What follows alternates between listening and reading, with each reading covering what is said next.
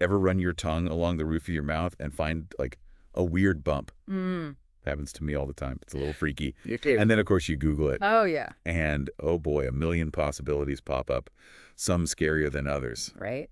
It's a surprisingly common thing people worry about, and it's a great question for us to um, dive into.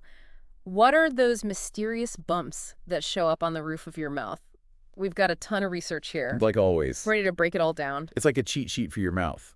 So you'll know when it's no big deal when to maybe just grab some mouthwash. Right. And when it's time to call the dentist, maybe. Exactly. Okay, so let's start with the usual suspects. Mm-hmm. You know, the bumps we all kind of know or think we know. Canker sores, for instance.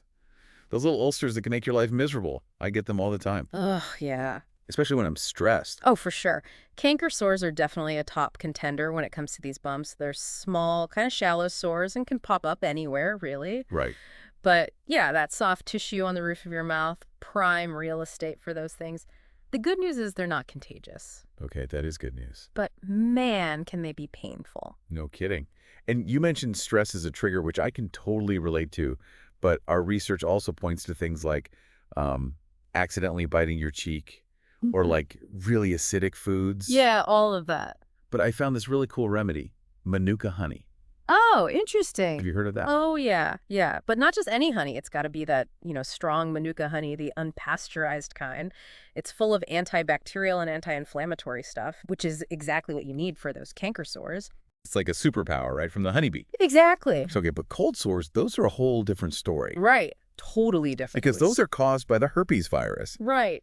which means they are contagious, not what you want. Yeah, and unlike canker sores, which tend to stay put inside your mouth, cold sores often show up outside, like around your lips, you know the drill. Yeah. Though they can spread to the roof of your mouth. Like if you're a little too enthusiastic with the toothbrush Ouch. or flossing, yeah, not fun. So if you even think you might have a cold sore, don't pop it. Right. And maybe give your dentist a call.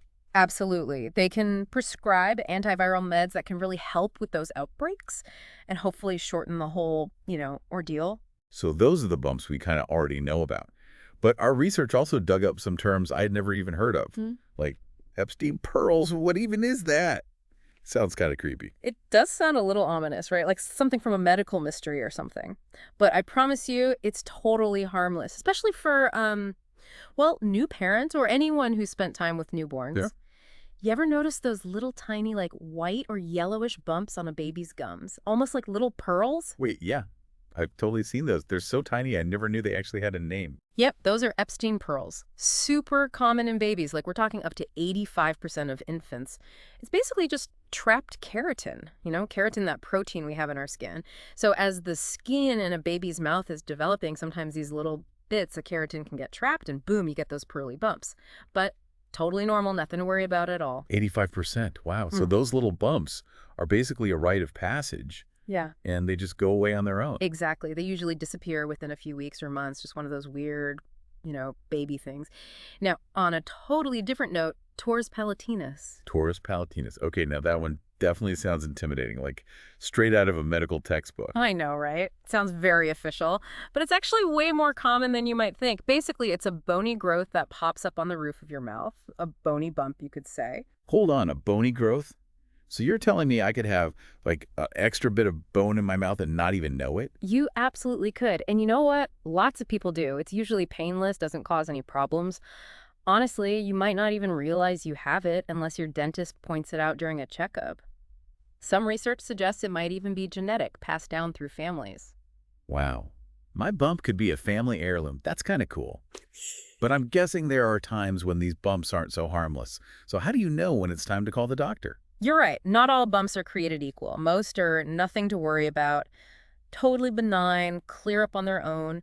But there are a few red flags, like persistent pain, for example. That's always something to pay attention to. If you've got a bump that's really bugging you or just won't go away after a week or two, best to get it checked out. Gotcha. So pain that sticks around, that's one to watch out for. What else? Bleeding. If a bump bleeds easily or if it doesn't stop bleeding, definitely get that looked at. And difficulty swallowing. Like if you have a bump that's big enough that it actually makes it hard to swallow or makes it painful, yeah, that's another sign to call your doctor. And last but not least, pay attention to any bumps that seem to be spreading or changing really quickly. If it grows fast, changes color, or gets a weird shape, all of those are good reasons to, you know, consult a professional. So pain, bleeding, any trouble swallowing, and any weird changes to the bump. Those are the big ones. Exactly. Basically, just listen to your body. Trust your gut. If something feels off, better safe than sorry, right? Get it checked out. Early detection can make a world of difference, especially when it comes to things like oral cancer. It's rare, but it is a possibility, so being aware of any changes in your mouth is important. Yeah, for sure. It's reassuring to know that most bumps are no big deal, but as you said, early detection is key. Speaking of which, what should someone expect if they do need to see a doctor about a bump? How does that whole diagnosis process work? It's amazing, right? This tiny part of our body, like, who knew the roof of your mouth could tell us so much about our health? It's pretty wild. And you're right, sometimes those bumps are like little messengers giving us clues. And this whole deep dive has been all about understanding those messages. Exactly. Like we've cracked the code. So for anyone listening, let's recap what we've learned today. First things first, most bumps, not a big deal at all. Yeah. Usually they're just from everyday things like canker sores, or maybe you just bit your cheek and they go away on their own. Totally. But super important to remember those red flags we talked about. If you're dealing with pain that just won't quit, any bleeding, trouble swallowing, or if the bump starts changing, like growing or changing color, Yeah. time to get that checked out. Call your dentist or doctor.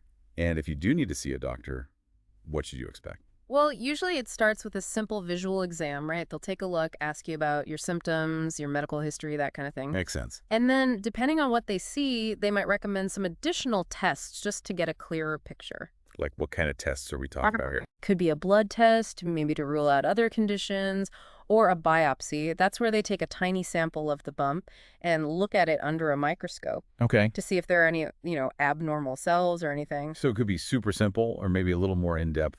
All depends on what's going on. Exactly. And in some cases, they might even use imaging tests, like an ultrasound, just to get a better look at what's going on in there. This has been a fascinating deep dive. Yeah. Honestly, I never thought I'd be so interested in the roof of my mouth. Right. It's one of those things we totally take for granted.